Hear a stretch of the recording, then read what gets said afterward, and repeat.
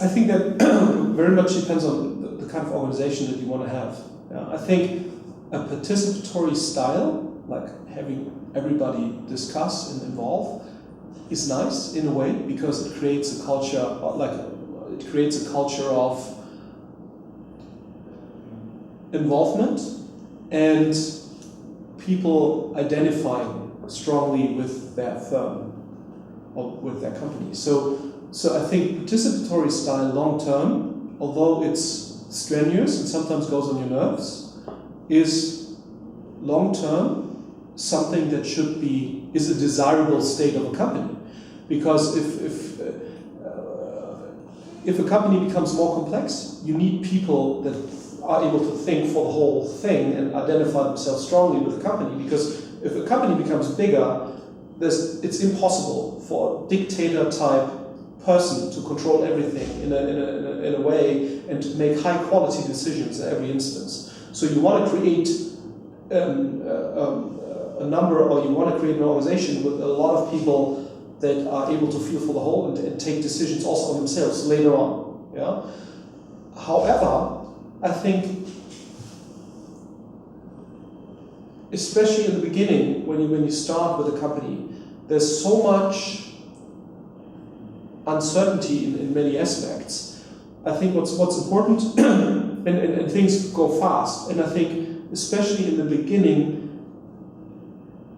it's important that there's somebody that gives a guideline or orientation that probably involves everybody and that hears or listens to what everybody has to say, but then in the end takes a decision. Because it's very hard, especially in the beginning with a lot of uncertainty, to take discussion-based decisions where it's clear what is the right kind of alternative. Because the uncertainty of the decision is still so high, you can listen to everybody and their opinion and get every point, but then it probably is like to a large degree also the gut feeling of probably the best decision maker to just decide. And there's no right or wrong anyway, so you just need to follow a certain direction.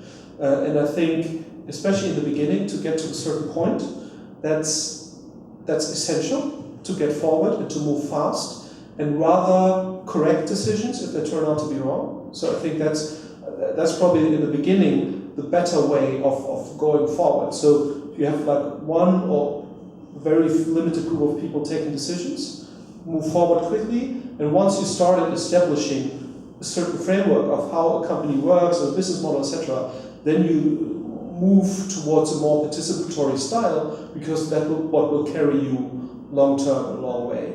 And I think if you look at the good organizations, what they have been able to do is they're not micromanaging every individual person, but they have been able to induce a certain culture into the organization that basically tells people how to take their decisions, and they will take the right decision by themselves because they basically adhere to their culture. And I think that's mid-term the best possible way to in terms of motivation, because everybody feels involved, and also in terms of taking decisions, because to my understanding or to my experience, it's very like if you have an upward leading organization where every decision is taken at the top, the decision quality deteriorates the bigger the company becomes. You can see that in a lot of larger corporations. Like if you look at a usual DAX 30 company in Germany, like the largest 30 corporations, a lot of the decisions are taken by people that have not